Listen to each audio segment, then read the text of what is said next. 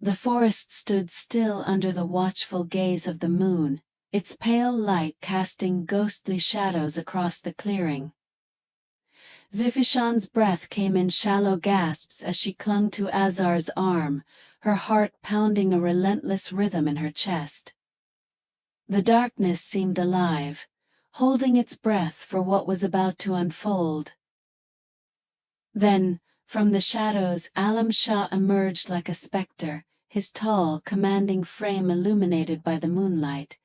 His cold, predatory eyes locked onto Zufishan and Azar, a cruel smile twisting his lips.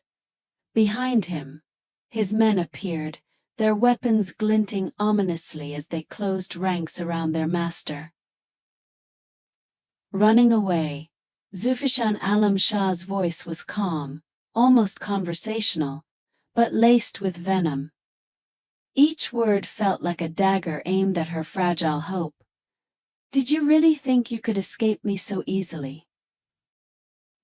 Zufishan's fingers tightened around Azar's arm, her fear almost suffocating her. But she found strength in Azar's presence, his unwavering resolve grounding her amidst the chaos. He stepped forward, placing himself between her and Alam Shah, his protective stance speaking louder than words. "She's not yours," Azar said firmly, his voice steady and defiant. "She was never yours." Alam Shah's laughter broke the silence, cold and hollow. The sound sent a shiver down Zufishan's spine. "And yet, here we are," he sneered, his gaze shifting to Zufishan with a twisted blend of longing and cruelty. "My dear Zufishan, do you really think this boy can protect you from me?" Azar didn't wait for Alam Shah to make the first move.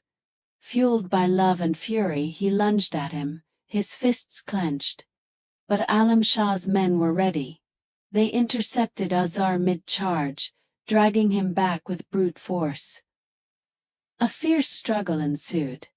Azar fighting like a man possessed, his every move driven by his love for Zufishan and his determination to shield her from harm.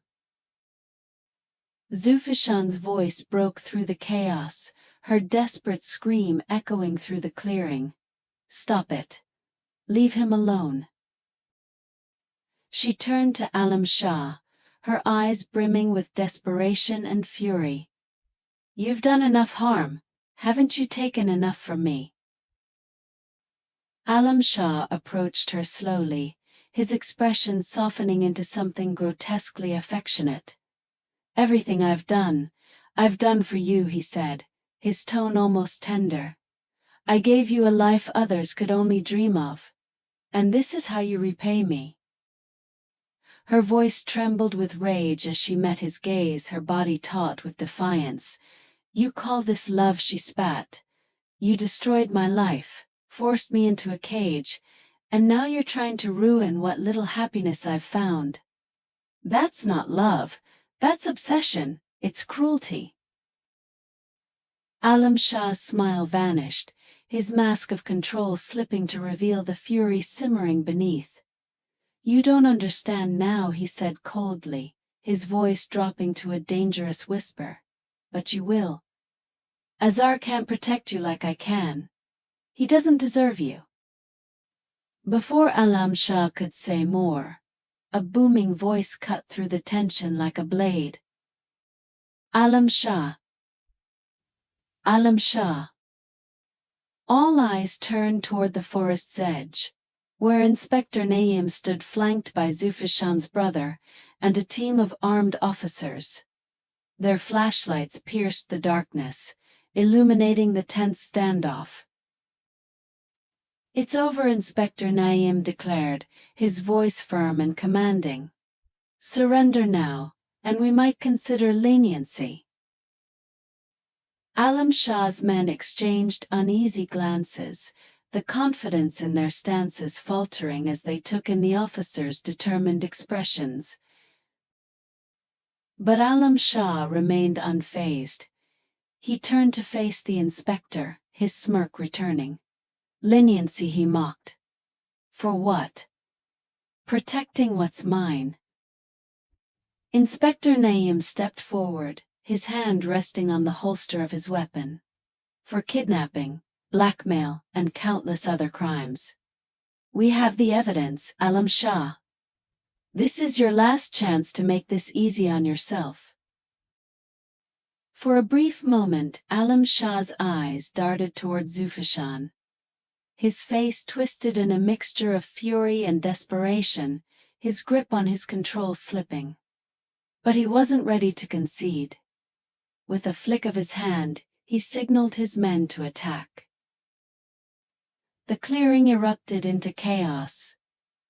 Alam Shah's men lunged at the officers, their weapons raised, while the forest came alive with the shouts of the battle. Zufishan's heart raced as she watched the scene unfold, her fear mingling with a fierce resolve. In the chaos, her eyes sought Azar. She spotted him grappling with two guards, his movements quick but desperate.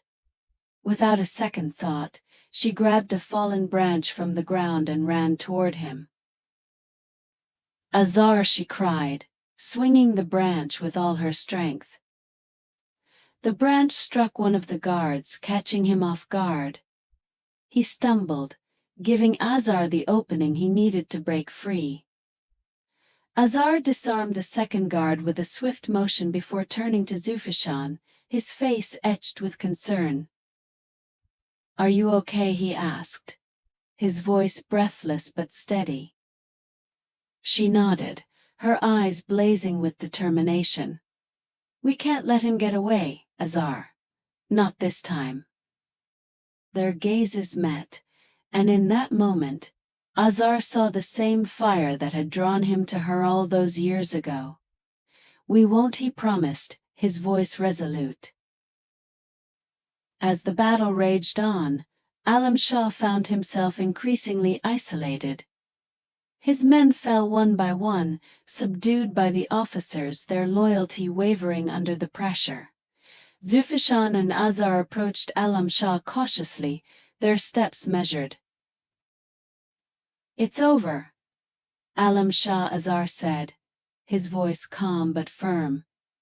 "You've lost." But Alam Shah wasn't ready to surrender. His hand slipped into his pocket, pulling out a small vial. The contents shimmered ominously in the moonlight. Zufishan's breath caught as realization dawned. "No," she whispered, her voice trembling.